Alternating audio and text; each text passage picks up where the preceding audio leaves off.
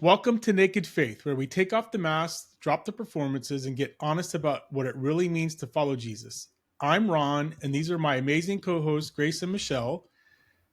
Together, we're creating a space for real conversations, real stories, and real encounters with a love that never gives up. No agendas, no religious hype. Just real people sharing how God met them in the messy middle and pointing to one truth: Jesus still transforms lives. So whether you're walking strong or hanging on by a thread, you're welcome here. This is Naked Faith. Let's get into it. Okay, we are super excited because this is 2 weeks in a row. We now have another guest and another powerful episode that we're going to record. So I am going to introduce Angie Pichardo. Angie. Why did I say Andy? Angie Pichardo. Angie is a suicide survivor whose mission is to help women transform pain into purpose and walk boldly in their God-given calling.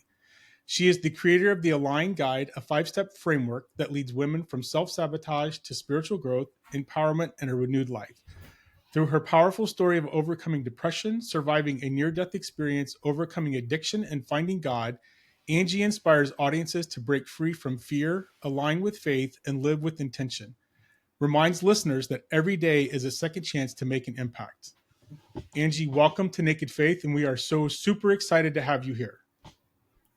Well, thank you so much for having me. I'm grateful for the opportunity, and I'm grateful just to share my story here on your platform for those that are definitely struggling with depression, anxiety, even addiction.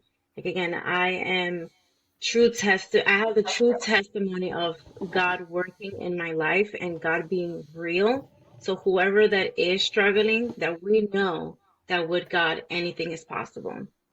So I wanted to share kind of like a little bit about how everything came about because that day it was a transformative, do you say that? Transformative Yes. day. It was a transformation day for me. And Hey, I obviously messed up your name, so don't feel bad. obviously in a negative way, but also in a positive way. Like if we're taking the positive out of that outcome, this was definitely it. I mean, during that time, I was going through a toxic relationship.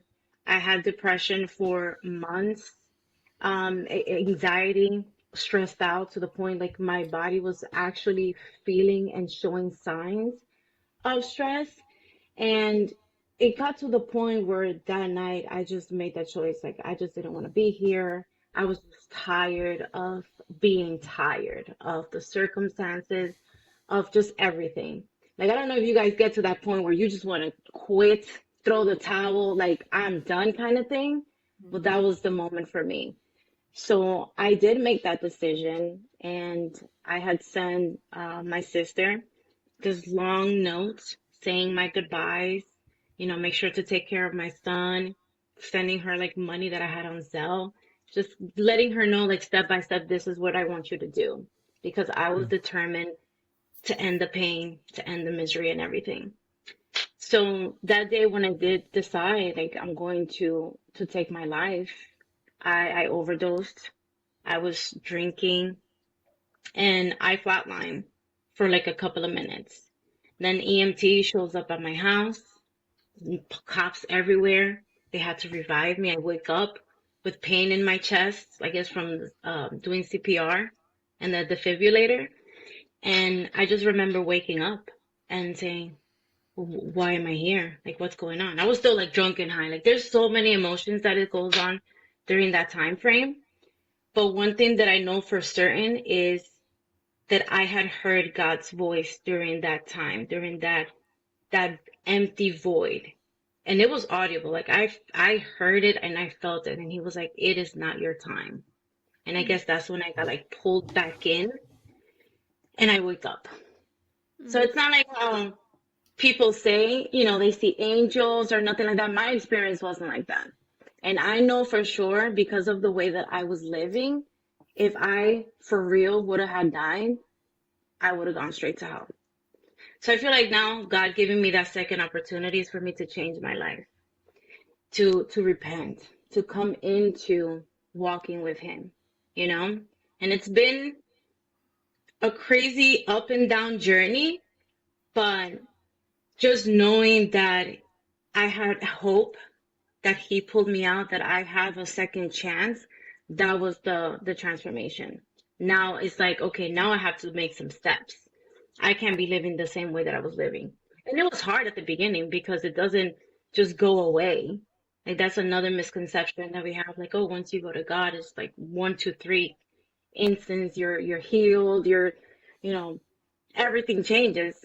It can be, yes, but it is a walk, a daily walk that I had to do in order to change my ways and everything. So so yeah, now I try to use my story, like I said, to inspire those people, to inspire those women especially that are still in those relationships that they feel stuck.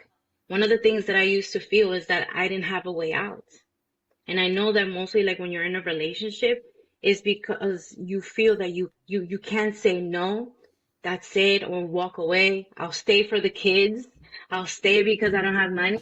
And that whole thing becomes that routine that that leads into more depression because obviously we know when we're not happy. I knew I wasn't happy, you know, but it's more like I'm just gonna tough it up and I'm just gonna push through and things are gonna get better until it doesn't. You know, it always has to come to that breakdown in order for it to be a breakthrough kind of thing. And I always say that those are the moments, the pivotal moments that takes us from when we feel like we're so weak to now showing up that we can be stronger than that. And obviously it took me that moment, the worst moment, dying and coming back for me to have that realization, you know. So Wow. it's just crazy. Right. So I have a question, and this is a difficult question, I guess maybe. And if you know don't want to answer it, say so. But No, you're so good. take back to the beginning. So you didn't grow up. Did you grow up as a Christian? Did you grow up in a household that like did you know God or did you know about God before this event? Yes, yes and no. I mean, growing up as a kid, I was the normal Catholic. I went to Catholic school. We only went to church, during Easter time. But my mom is a Christian, so she was always bringing us to church, and that was mostly like our teenage years, bringing Mm, us to church. We would do Bible studies in my house, so I always knew God, but I wasn't like super committed God kind of thing. And mm, she was always praying for me because, again, my lifestyle back in the day, like I used to be, clubbing at an early age. I used to live in the Dominican Republic without my parents. So I had the freedom at an early age. Like 16 years old, I'm going clubbing, I'm going to the beach, I'm drinking and stuff. Like, yes. Now I have a son and he's 15. And if this boy would tell me that he's going out clubbing at 15, I'd be like, no, what are you doing? But that was my Right. lifestyle back in the day. And it was okay because it's in another country. There's no rules or laws over there. So at an early age, yeah. And I feel like that's how my alcohol addiction, now that I know that it was that, started because it was fun. It was always there. But then I started drinking so much that it didn't become fun. You know what I mean? And now at this mm, point during my depression, I really went heavy on drinking because that was my escape. Again, if I'm not happy in my environment now, I'm gonna still drink to kind of get some sort of contentment or perhaps numbness, just to forget. There was a point that I couldn't sleep at night, so I had to take a few shots of whiskey, just straight up whiskey, in order for me to go to sleep. Because if not, my mind will start racing and racing, and I couldn't sleep. wow. So, so that became a big, big thing in my life too. And now, thank God, went through my transition. I'm part of like an AA group. So I don't drink. God took that away from me. That was a testimony and an answered prayer. And And yeah, so she always prayed for me. So going back to the knowing God, she always prayed for me. And there was a point I remember during my teenage years that every time that I would say, okay, I'm going to give this the whole Bible thing a chance, or I'm going to really go to church and stuff, something would happen. Like I had a fight with my boyfriend at that time, or I had a fight with somebody at work, or I had this rude customer, so I missed the train. Like something would happen. So I would always say, like, why is this happening? I would tell my mom, but I'm like, why? If I'm trying to, be good and read the Bible and go to church, there's always something. My mom would say, this is an attack. This is the enemy attacking, right? Because he doesn't want you to get closer to God. So he's going to attack, right? Because there's purpose. So I would say, so I'm just going to stay in the middle. I'm just not going to pull anywhere because when I'm in the middle, I don't get attacked. My mom would tell me, if you're in the middle, you're on the bad side. You're not with God, right? Because we have to pull to God. There's no lukewarm. We have to pull to God. If not, we're in the other side. So I don't understand that. I just want peace. But then again, when you're doing the wrong thing, the enemy is gonna not mess with you because you're doing what he wants you to do. But when you're walking with God, that's when the temptation comes. That's when the tribulation comes. So now I know, obviously, post Jesus, to kind of to kind of lean into God more, even during those crazy times that I do get tempted and everything. So yeah. Can I wanted to ask, how long ago was your suicide attempt? Like, how long has it been since? So it's been five years. So this was May of 2020. So during Wow. COVID. Yeah. Wow. And I feel that obviously during COVID, when everybody was in lockdown, there was no, Yeah.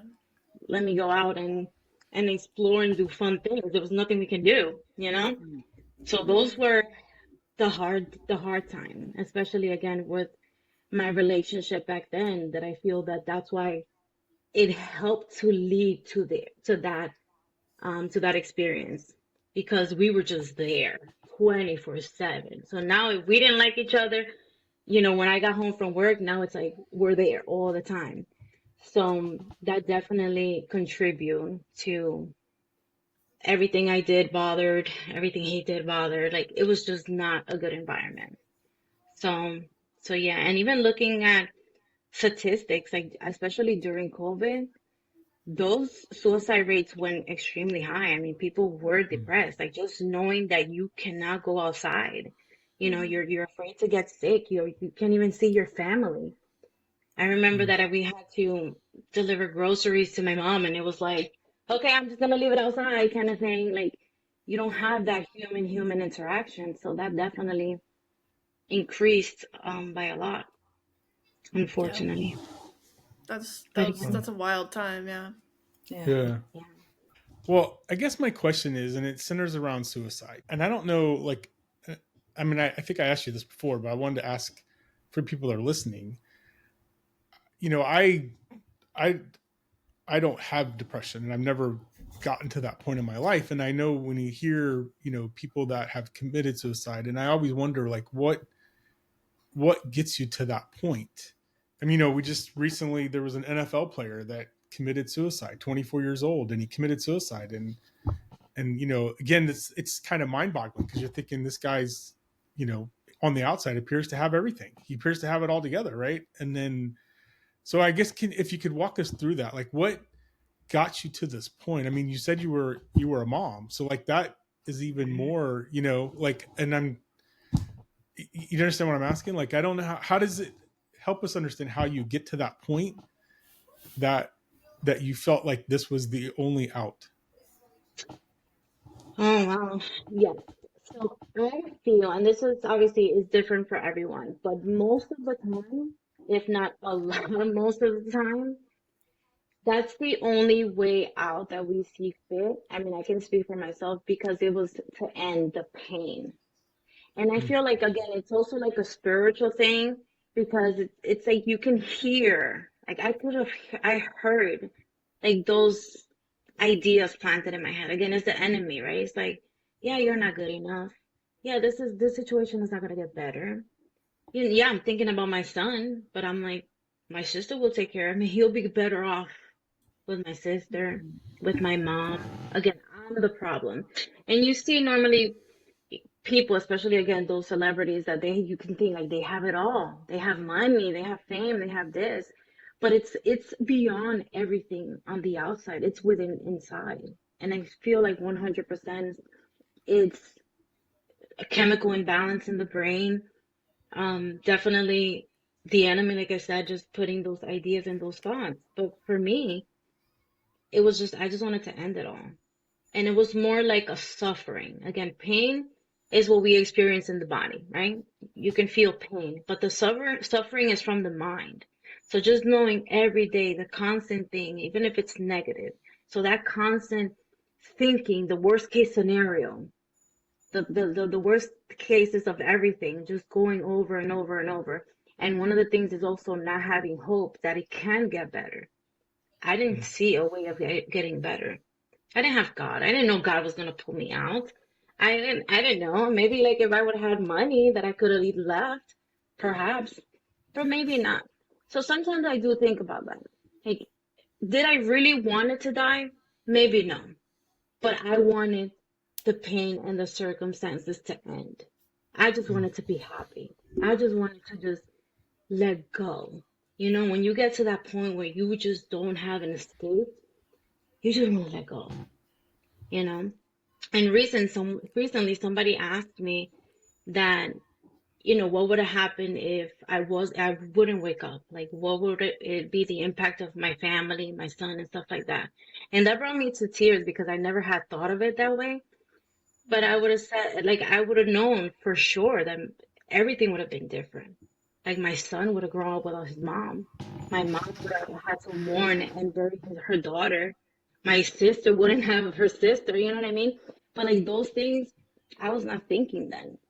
And sometimes, yeah, it can seem selfish, but it's more like, please understand, it's not selfish. It's just, we don't see a way out.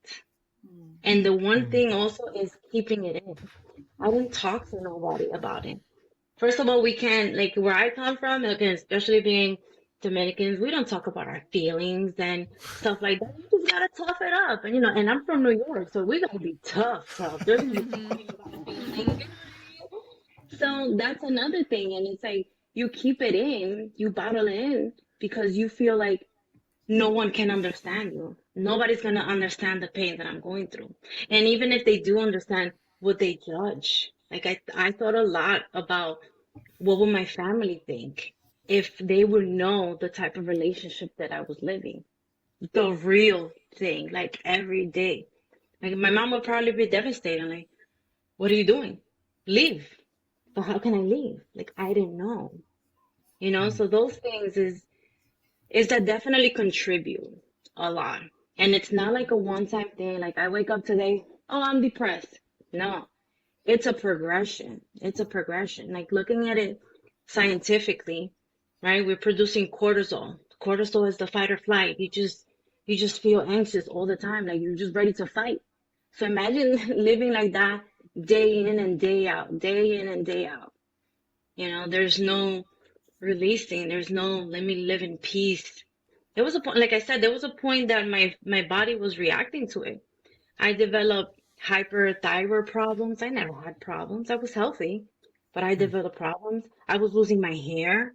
Like I got skinny. Like it was crazy because and you can see the transformation when someone is not okay, you know? And I look back looking at pictures and I'm like, oh, I'm drinking, taking a shot, having a good time. But I remember that picture and I remember that time. And I was like, wow, I was legit suffering that day. Like I remember when I took this picture and nobody knew. So again, I'm pretending, we're all good or not pretending. Like I just want to be good and happy and my friends. But as soon as everybody left, I go back to the same thing, to the same hole, to the same feelings. So that can be very lonely and isolated. And again, the enemy uses that too, right? Isolate you so they can get you during those sweet times, because we don't know any better. We don't see. So it's very sad. It's very sad. But yeah. Wow. What So, Yeah. was? oh, Sorry, you go, Michelle. we're all like, Yeah, right. so knowing what you know now, Mm. what would you say to somebody who is in that place that you were 5 years ago? I would say you are loved. We understand there's purpose in your life. Again, let's think about it. And who in your life cares about you? Like you are needed. Basically, you are loved. You are needed, and God has a purpose for you. So don't let the enemy or their circumstances rip you away from that. Like, you're here for a reason. God has you here for a reason, and you got a sister that understand. So again, we love you. Again, if I would have known me, then perhaps it would have been different. And again, that's why I take pride in trying to share my story and coming out with there is hope, because we always think that nobody will understand. But I'm like, we do understand. There's like a whole community of people that just want to show, love for each other, because of the life is valuable. God has put us in this life for a reason. So we should take pride in that. Yeah. My question was, do you remember what was the first step you took on that new journey after everything that had happened? Do you remember that first step? I would say, oh my God, and this one is such a big one. I would say forgiveness. Mm. I could not have progressed to the next step if I have not forgave the person, the situation, and forgave myself. Because out of that, I had so much shame and so much embarrassment and humiliation. Like, after that whole situation, and obviously this person and I, we broke up, but all my stuff was outside. He just threw my stuff in the porch. So I had to grab my sister, my mom, my friends, like, put this stuff in storage. And I had to live with my sister for 5 months. My little sister, her husband, a brand new 3-month-old baby, and my nephew. So my son and I were sleeping in the bottom bunk. My older nephew in the top bunk.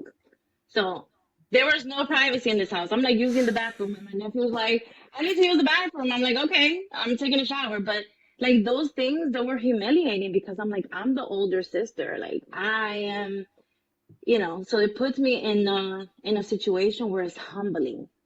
So I would hold on to that. Like, I was so pissed and I was so upset. Like, why did all this happen? But that first step was the forgiveness. And I remember just feeling that relief. Like, every time I would think about the situation or think about this person I would get hot. Like, you guys ever get like so pissed that you get hot? Like, you want to punch him in the face or something like that. But then I would catch myself like, why am I going back to the same place where I'm being upset, the same place where I'm having those negative thoughts, and obviously I'm not being happy. So God had put that in my heart. I think I remember I saw like a movie or a video or something that it talked about forgiveness, and I was like, okay, so let me try this. Every time this person comes to my mind, instead of me getting upset, I'm just gonna say a prayer and I'm just gonna send him blessing. I would say maybe he's thinking about me now that I'm thinking about him, right? So that was like my kind of habit, and I would just say a prayer. I was like, I hope that he's doing okay. I hope his kids are doing okay. Again, I don't know what he's doing, but I know that for me, I need to let go. And I would pray, God, let it go. Help me to let it go. And it got to the point after obviously a few times of that I was like, oh my God, I think I can really forgive him, forgive myself, forgive the situation. And I felt better. And after that, it's like a weight was lifted. So now, after that, it's like I'm still, dealing with depression stuff or feeling negative and things like that. So I had to take other steps. I did a lot of affirmations. I did a lot of reading the Bible, knowing the truth, because again, those thoughts of I'm not good enough, I'm not gonna amount for nothing, I'm not loved, is going back. Well, how does God see me? So I'm a daughter of God. God loves me. My mom loves me. My sister loves me. Like I am enough. I am appointed and anointed by God. Like those things, I had to keep repeating it to myself because I didn't believe in it at the beginning. Because you can say it with your mouth, but then your mind is like, girl, who you lying? That's that's not what it is. So it was a constant battle, for me every time. So little by little, I would kind of change those ways. And then finally, a lot of gratitude. So now at this point, I am grateful for everything. I am grateful that I do have my mom and sister. I'm grateful that I have another day. I remember one of the habits that I did, every time I put my feet on the ground, I would say, thank you, Jesus, because I have another day. Because my plan was to go to sleep and never wake up. But you gave me another day. Some people actually go to sleep and they don't wake up. But I'm awake. So thank you. And I would say thank you for everything. Thank you because, I have my family, because I'm healthy, because I'm living another day. I would say thank you because I have toilet paper. Again, during COVID, we didn't have, nobody had toilet paper. Right. I was thankful because I had toilet paper. Thank you, Jesus. Like things like that. And that would just change the mentality of like, this is like, I am blessed. When you think you're blessed, and the enemy would not allow me to say those things because I was thinking about all the things that I didn't have. But looking at the things, it's like, oh my God, I am truly blessed. I have toilet paper, things like that. So it's like those little things and those work. And I'm gonna make that felt my motto now. I have toilet paper. I have toilet paper. Right. Yeah. the littlest things. You don't have to be grateful for the big things. It's the little things that count too. Yeah. I mean, it changes, right?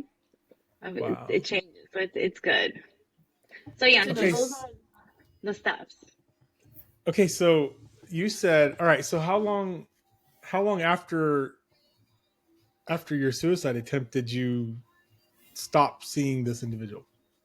'Cause, I mean, that's just kind of crazy. You're saying he had all your stuff outside and so like did you come home from the hospital and it was all just out there on the Yeah, that quick? that quick. And I'm telling you, that was like God, because everything moves so fast. And then at that point, I'm still feeling bad, like, oh wow, this is still happening, and then this is how you treat me again. Again, not that he's a bad person. I mean, again, now I understand that he was also dealing with his stuff, and maybe perhaps he didn't know how to show his emotions the right way or talk it out, kind of thing. He just know the best he knew how, right? But I felt like, yeah, the situation could have been handled differently. So then after that, yeah, we stopped talking. I mean, there was a few times after that we still had to like see each other because we had to, sign documents and stuff that we had and stuff. But it was mostly, here you go, like total enemy. Total enemy. Wow. hmm Wow.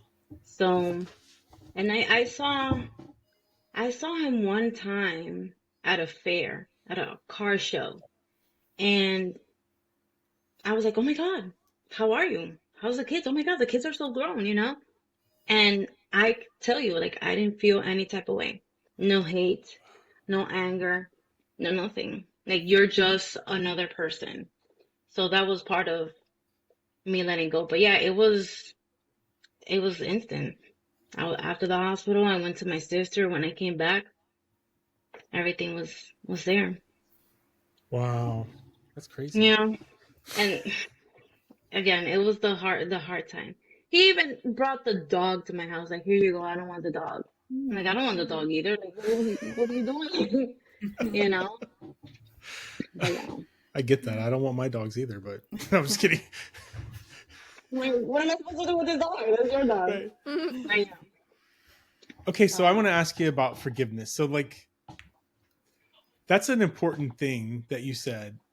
And what was that like? I mean, so, and I don't know how long time had expired, but you know, you get to a point where you're now practicing this forgiveness. So, what was that like for you? Like the moment you fully, when you fully embraced the concept of forgiveness, right? And I think what you said was really important. You know, not only are you forgiving this person you're with, but you forgave yourself, and I think that's really key. So, like that moment, what was that like when you finally embraced all of that? What was that like? I remember I was actually at work. I was at work on my computer, and the thought again of the situation, of everything that has happened, came into my mind. And I started crying right there at Mm. work. Like people are looking at me like, Andrew, you okay? And I was like, let me be. I had to go to the bathroom. But that was like the last time that I was there. And then when I went to the bathroom, I looked at myself in the mirror. I was like, I cannot live like this. Like I know, look at me. Like I'm at work and I'm over here crying over this thing that happened. Like how long is it gonna take me? And already I had been reading, and like I said, I saw the movie and stuff about forgiveness. So I really had to make a conscious decision. So I was like, I need to let it go. That's it. It didn't work out. That's it. I understand that I'm doing myself more harm by hating this person or by hating the situation or just by feeling like this. Again, this is not okay. So part of my self-love, which it's in the line that I talk about, is again thinking about my body and myself and how do I make myself, like how do I feel? So automatically I feel like this is not serving me. I want to let it go. The only thing I had to forgive. And again, I think about how it brings me back to the moment where God forgave me, bringing me back to that night. He forgave me. And he tells us that we have to forgive, like he forgives us. So I always keep that in mind. How is it that I can't forgive this person when God forgave me for everything, all the bad, crazy things that I've done? So I keep that in mind, trying not to hold on to it. And I think that is a great reminder for all of us because, again, we're not perfect, right? But if God can love us and forgive us that way, we can at least try to do that for them. Because God loved them too. And God loves me like that. So I have to forgive. So yeah, that's a big Wow, part. that's Yeah. awesome. It's hard. It's hard. Trust me, it's hard. But Well, it is rewarding at the end. And I think, and just bringing it back real quick about that, because I make a big emphasis on forgiveness, because those who know me, I will hold a grudge for like forever. Like I was still holding a grudge from like a cousin of mine that did something when we used to live in the Dominican Republic from like 10 years old. Mind you, we're in my 30s and I still hold this grudge. And I was like, why? Again, you gotta let that go. This girl is my cousin. She's probably not even thinking about me or thinking about the situation. So why am I holding on to this for 20 plus years? You know what I mean? So those things like that, right now I let it go. I let it go because it does more harm to one than the other person, kind of thing. So yeah, yeah, I totally get that actually. yeah. Wow. So, are you still like? Do you still struggle daily, even today? I mean, is it? I don't want to say struggle. Do you still feel like attacked by the enemy daily? I know all the time. This is not a one and done thing. Like I'm telling you, I have God like on speed dial all day, every day. Like God, I don't know what would you want me to do because I feel like sometimes I have to pray. Prayer is my number one thing that I feel like it gets me out of them. I have to pray for the coworker that I don't like. You know what I mean? I have to pray for that guy that cut me off in the highway. What am I gonna do? Get pissed off and then ruin my whole day? No. So I say a prayer. I let it go. I feel like I'm grounded enough where I can catch myself faster, if you want to say it like that. But it doesn't mean that it doesn't happen. I mean, again, I have a teenage son, he's 15, so he tries it all the time. You know, Nice. thank God that I have God in my life right now, because if not, I would lose it. I would really lose it all the time. You know, punch him in the face kind of thing. But no, but no. But let me tell you this. There was this one that I felt really, really attacked, and that was the first one after everything that happened. That I was like, God, I am standing with you, no matter what attacks, no matter what thing. So this was a few years ago, and I was already fully invested, going to church. I was in a group, in a Bible group, and I'm already reading the Bible, all these things. So I'm looking, I'm searching, right? And then my son, he comes off out of the bus, gets home, drop his stuff off in book bag or whatever, and then he tries to go right back outside, and he get hit by a car right Mm. in front of my house. A car struck him, threw him a few feet or whatever. During that time, I'm at work, and they call me at work. Oh, Angie, you have to come to your house because this and this happened. Okay. So I look at my ring camera, and I don't see my son obviously in the ring camera, but I see like the ambulance and police officers and all this. So I was like, okay, I gotta go. When I got home, they already had taken my son to the hospital, so I didn't even see him here, and I work literally 5 minutes away. So they couldn't even wait for me. So at this point, I'm thinking, oh my God, my son is dead. My son, only thing I could think of was my son is dead. That's all I think. Because I saw the impact of the camera, like I played it back on the ring camera. And you know how we are. We play the worst case scenario, 0 to 100, so fast. Like you're not thinking about nothing. Again, I was just, oh my God, my son is dead. So when I get to the hospital and I see him, he was asleep in the emergency room, and his leg is broken in two pieces, and it looks like all discombobulated or whatever. And I look at him and I was like, oh my God, he's okay, but his leg is broken. After this, he needed surgery. The doctors are talking to me and all this stuff. And I remember my mom came over, and we had a prayer group with the doctors at the hospital. I told them, I was like, I don't know if you guys are a believer or not, but we're going to pray for you guys because you're doing this surgery on my son, and everything is going to turn out okay. Everybody in that room said amen, including the doctors and the surgeon.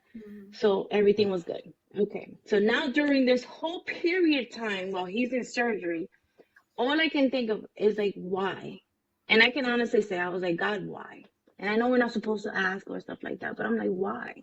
Like, I'm trying to do the right thing.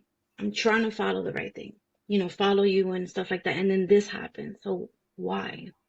And then the story of Job's comes to mind, right? Remember Job, that this Yep. got taken away, and this got taken away, and this got taken away, but he was still faithful. And then at the end, God reward him even more. So now I'm thinking, because my mom keeps telling me, you see, you don't know if this is the enemy try to test you, try to take you away, because now he can't touch me, but he's touching the stuff that is most closest to me, my son, right?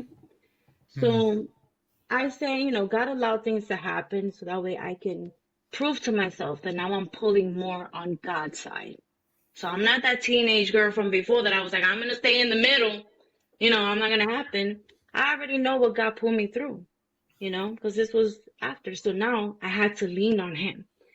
God, I don't know why this happened, but I am trusting that this is going to happen it happened for a reason, for a good reason. And we know, like in the scripture says, that God uses all things for the good. Not just the good, not just the little things, but all things, right? So including this bad thing, including my son having this surgery and getting hit by a car or whatever. Oh my God, I get choked up because every time like I think about that, like that moment, it was really tough for me because my son, he's like so active and stuff. So yeah, I was really leaning on God on that one, especially because I thought that he was gonna die. So now I'm thinking all this crazy thing. But anyways, we finally came to peace, and I was like, God, it's in your hand, your will, whatever. And nothing after than that. He had his cast for a few months. He had a second surgery to take out whatever pins and needles they put on the first time. And now you can't tell that this boy had even an accident. Like his leg is fully healed. He plays basketball, hooping, jumping, and all this crazy thing. So I look at him and I'm like, you see, that's a miracle right there. But it's also like a lesson for me. During those tough times, you have to lean. You have to lean on him.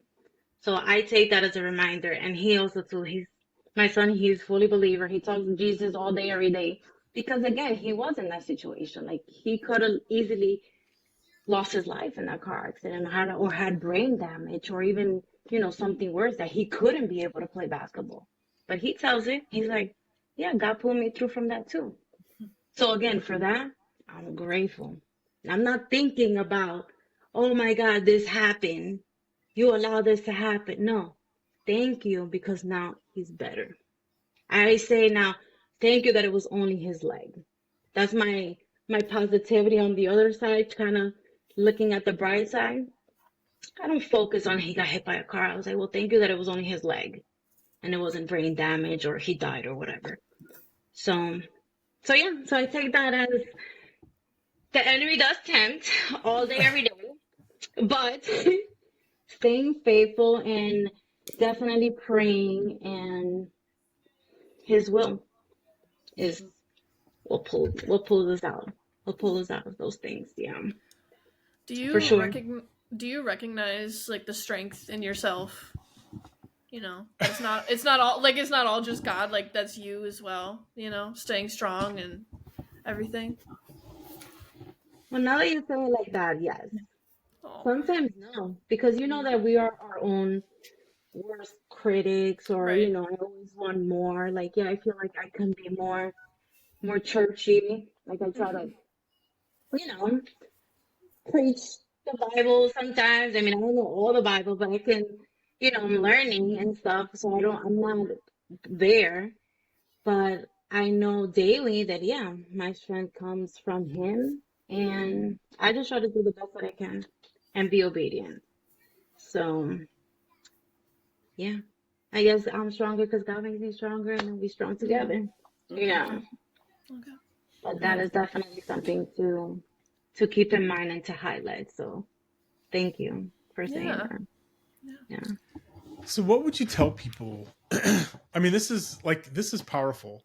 And we all deal with stuff on a daily basis. And I think oftentimes as Christians that are believers that we take for granted, the things that we have. And like this, your story is amazing. And so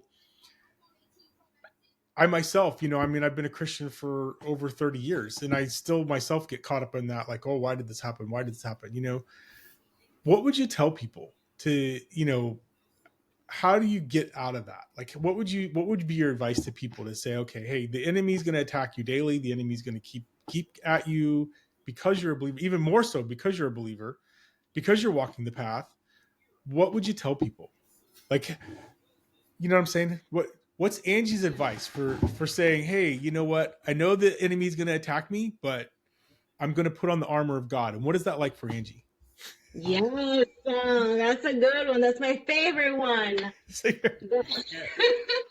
Yes, that's rightfully so. I mean, I would say, and again, I'm still working through this, but like I said, I'm more easily catching it faster when it happens and not allowing the enemy or the circumstance or whatever pull me back. Like I always said for myself, I was like, I never want to go back to that point where I'm depressed or anxiety to get to that point. And again, the negative thought sometimes happens and I get pissed off and stuff like that. And sometimes, God, why is this happening? Or why is this not happening fast enough and stuff like that?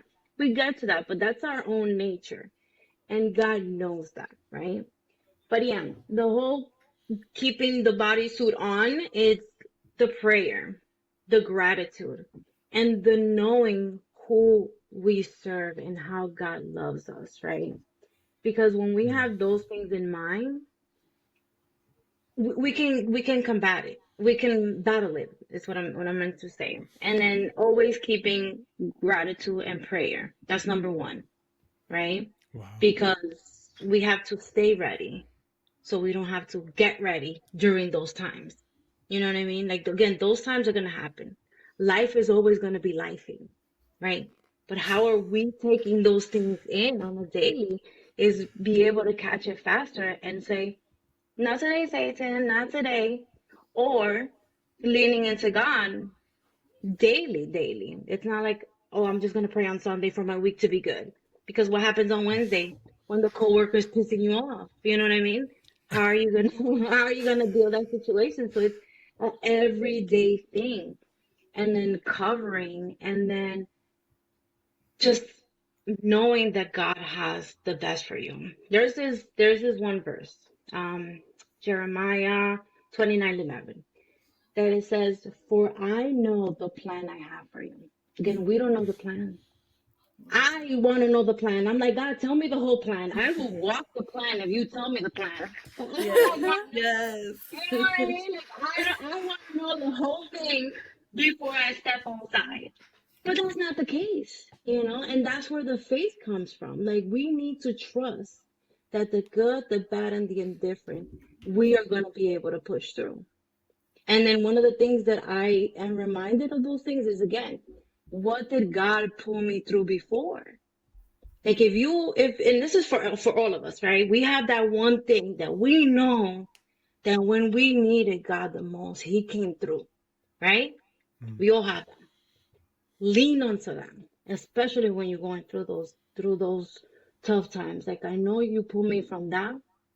You're gonna do it again, and again, and again tomorrow, as many times as we need.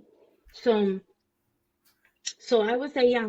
So holding on to that, the gratitude and the prayer and the covering daily, because this is not just a physical war, right? This is a spiritual war, all day, every day.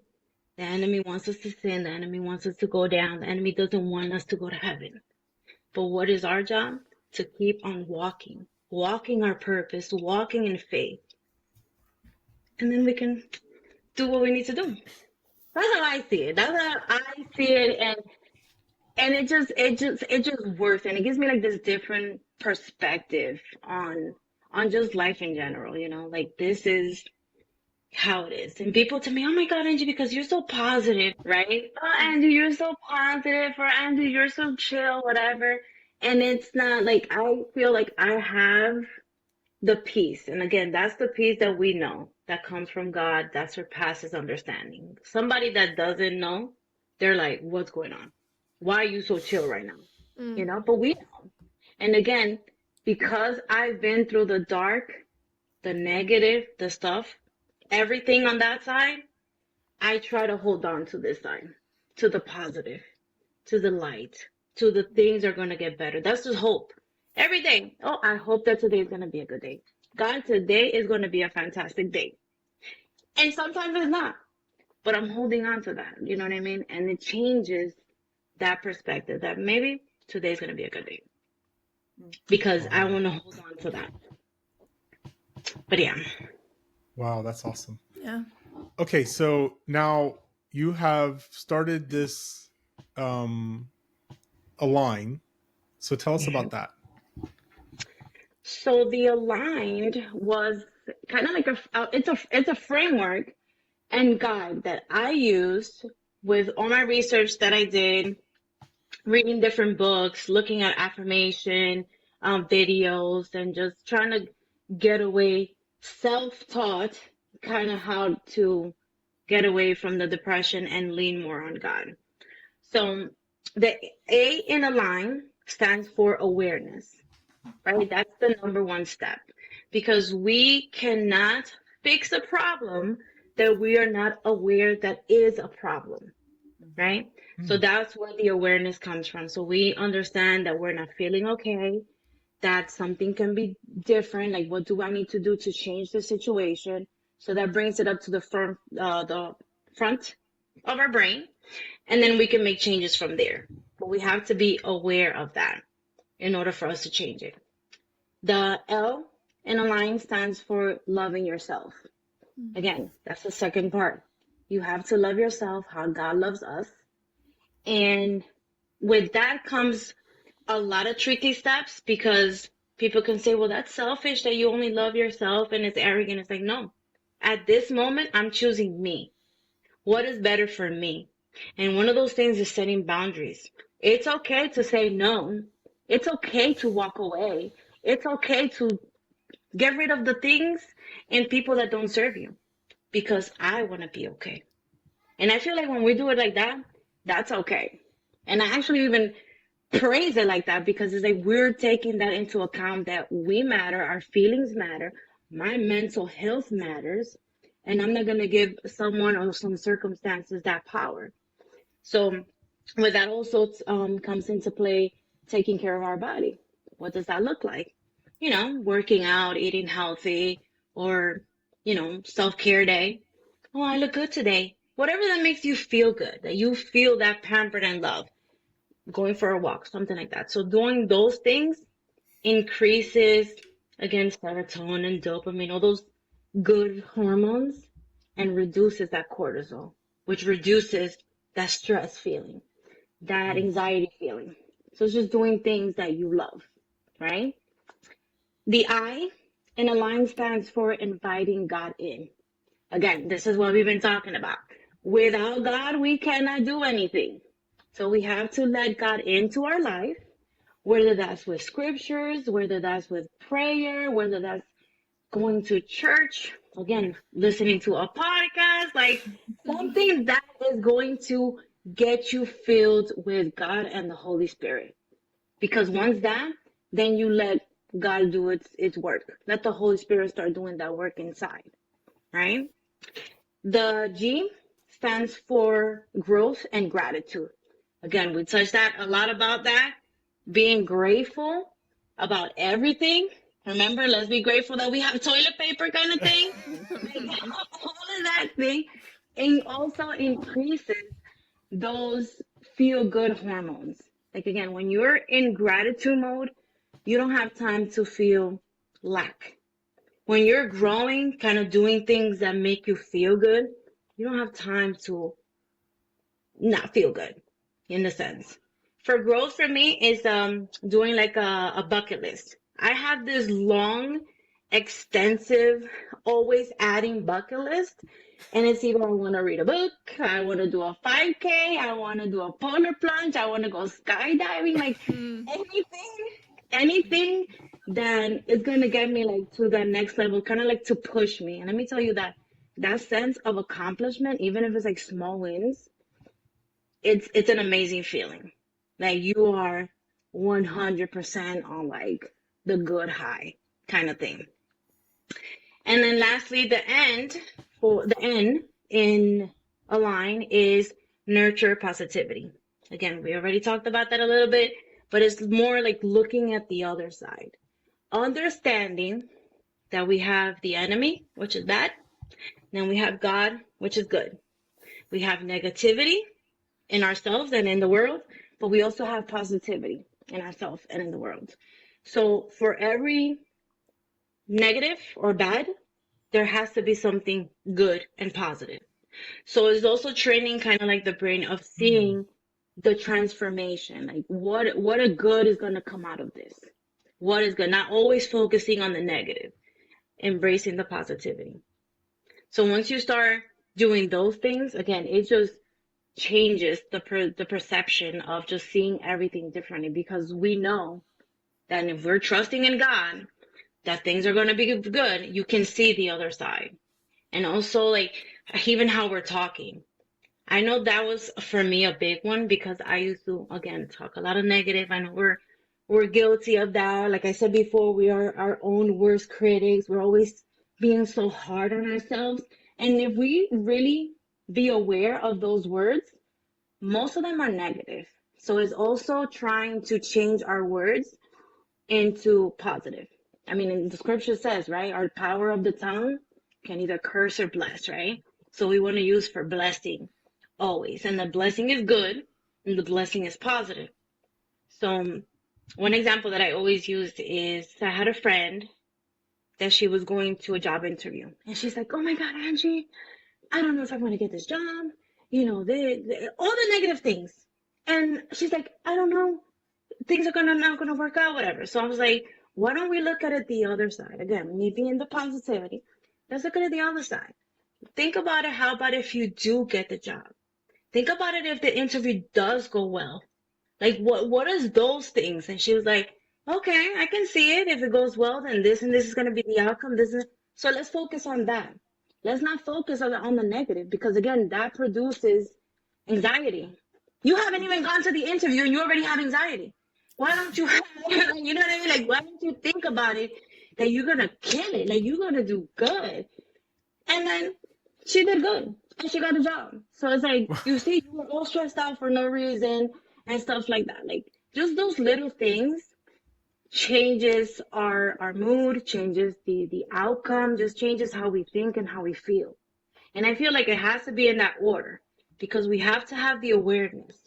We have to have that love in ourselves. We need to invite God in, gratitude for everything, and then the positivity at the end. That gets us our outcome in alignment. And in alignment to what is our purpose and to what do we have to do, you know, which is be the salt and the light of the world. You know, you have to pour extra of what we have. You can't be pouring negativity. There's already too many of that, you know? So we have to nurture God and positivity in order for us to embrace more things. I mean, especially us as believers, we cannot go out and just be in a funky mood, you know, even if we're not feeling it. But again, if we pull on God's side, we can pour that. As believers, we need to give out believer juice, like the good juice, and give it to others, you know, like the fruit of the spirit. Like you squeeze an orange, you're gonna get orange juice. You're gonna squeeze an apple, you're gonna get apple juice. As believers, we need to give believer juice to those people out there because they need that and they want that for sure. I feel like we could market a drink or something now called Believer Juice. No, I'm just kidding. Well, that is not my quote. That was actually, I heard a sermon on that one and I loved it because I'm like, oh my God, that is so true. Like we have to produce that. Like that's what we are meant, you know, to do. So yeah, so that's not mine. No. That's really good though.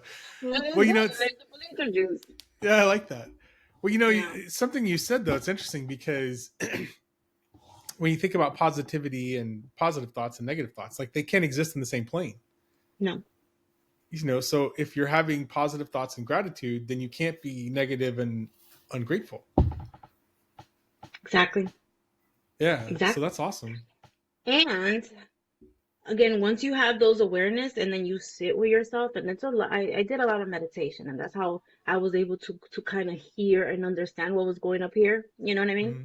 Because it's sitting down and quiet and listening. And that way you can create that awareness to where you're having a thought, you're easily to catch it.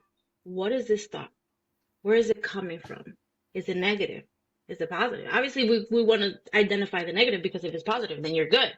Mm-hmm. But if it's negative, why is it negative? Why am I feeling like this? Like, why am I thinking that? So that way we can be able to flip it to positive kind of thing. Wow. Yeah. That's awesome. So I was going to say, I follow you on Facebook and I see you just did a 5K and now you're going to do a 10K. Listen, that actually started as a joke, right? I was never a runner. Like I would never run unless something was chasing me. I think I was telling Michelle this earlier, but I did a 5K last year, the Rocky Run in Philly, and my first one. And I'm telling you, I love the feeling of accomplishment. Like we were about to give up at the end. I was like, oh my God, my legs are on fire. But I told my boyfriend, I was like, we got to go. Like we're already in this race. We can't quit. You know, let's go. But let me tell you that when I saw those signs of the people, like almost at the end, were like, you can do it. You know, you only have a little, keep going, keep going. That pushes you. Or that pushed me to like keep on going. And once I did, I was like, oh my God, I did it. I did. Like that sense of accomplishment. That's also another thing, you know, when you celebrate even the small wins, it pushes you to keep on going. So now this is my third 5K and I'm like, I want to just keep going because now I have a bucket list thing where I want to beat my time from prior to see how good and fast I can get, but also want to do a 10K and then a half marathon and then eventually a marathon. And then I was like, okay, that's That would be my thing. There was a video actually not too long ago that I saw about this. Like she was like 80 something and she just completed a marathon and like at the end she falls, but then she comes back up and she finished, you know? And I was like, you see, if that lady can do it, so can I. Like this is again the motivation. Like I wanna do this, we can do this. Yeah, is there anything else you want to talk about before we wrap up? No, I think that's about it. We got a lot of um good content here. I mean, you guys are amazing. You guys let me rant off here, but it's it's all good. I mean, God, I feel like this is definitely God led. I remember when I reached to Ron, or I think you reached out to me. I don't remember who it was. The point is, like, I saw the ad and I was like, oh wow, we should like partner up because I feel like now God is screaming at me at this point. Like, you need to go out there. You need to tell your story. I don't know. Again, my message is not for everyone, but my message is for the one that God puts that needs to hear this, the one that is going through that, the one that is listening. So just being obedient and doing that. Like at the beginning, I was like, no, I don't want to talk because this is my story and, I'm shameful or what people are going to say. But I'm done with that. Like at the end of the day, like I said, if it helps that one person, if it helps me from back in the day, then I did my purpose. I did what God told me to do. And I love that you guys have this platform, always talking about God and just everything because it brings definitely hope and motivation to those that are going through. So I just want to like acknowledge you guys for a little bit. And I think you guys are doing an amazing job. You guys are fun. And I am so grateful to be here and be part of tonight's episode. Yeah, again, always gratitude, always grateful, always grateful. Yeah. Thank you. Thank Well, you so thank much. you. Thank Yeah, you for and, being a guest. Yeah. Yes. Thank you. and I would say we're one super grateful that you reached out to us because your story is amazing, and I just love your positive energy. And I actually want to acknowledge you for Mm, one being brave and being bold, for sharing your story, and then just the road to recovery that you've been on, and the fact that you just keep going. That is amazing, and um, mm. I don't even know what to say. Like this has been awesome for me. Thank you. For me Yeah. too, for me too. And yes, at this point, there's no giving up, right? Again, I always Absolutely, say yeah. God has a purpose for all of us and has a reason for us being here. Again, once he's done with us and we go to heaven, then we're done. But as long as we're here, we have to continue to be obedient and we have to share the light. So I feel like that is our purpose. That's what we are called to do. That is our assignment right now. So we just gotta do what we need to do. Yeah. Absolutely. All right. So if people want to well, first of all, before I say that, I would love to have you back. Okay. Yeah. We can do like a part 2. Yeah, exactly. I would love to have you back just to check in on you. And, like we talked before we started recording, even if we just did a study together, like this would be awesome. Mm-hmm. So if you're open to it, we would love to have you back. Yes, I we Um, would would. love that. Yes. Yes. Yeah. Great. Anytime. Okay. You're very inspiring and yeah. Yeah, It's absolutely. just radiating and everything. So thank you. Yeah, Thank absolutely. All right. Thank So you. if people want to find you or learn more about Align, I know you're a speaker. How can they do that? So I do have my Facebook page. So Angie Pichardo and email angiep.speaks@gmail.com or my Instagram angie.p .speaks. And I am working on like my YouTube and TikTok, but I don't give those out because it's nothing. I respond to messages, to DMs more on Instagram, Facebook, and emails. So if you want to reach out to me, I always listen. I always read them. And yeah, reach out to me anytime. Great. Awesome. Well, again, thank you for being here. And I'll let Michelle wrap up the episode and then. Yeah. Yeah. So Awesome. you can Thank you. also find us on all of our socials. We're on Instagram, Facebook, all of them, YouTube, Rumble. You can listen to us on Spotify. Make sure you like and give us a good comment. And We have a website now too. Promote that. Yeah. Oh, yeah, that's true. And if you want to email us, we're at nakedfaithpodcast@gmail.com. And we also wanted to end this episode with saying, if you're struggling with thoughts of suicide or emotional distress, please reach out for help. You're not alone, as Angie has told us. Call or text 988 to reach the suicide and crisis lifeline, and that is available 24/7 nationwide. Yeah, definitely. Yep, absolutely. All right. Perfect. Well, All right. Well, thank you for being here, Yeah. and hopefully this touches some people's lives. Yes. Yeah. I'm sure it will. All right. God And will. thank you to our listeners and watchers for listening. So, Yeah. and we'll see you next time. Yeah. All right. Bye. Bye.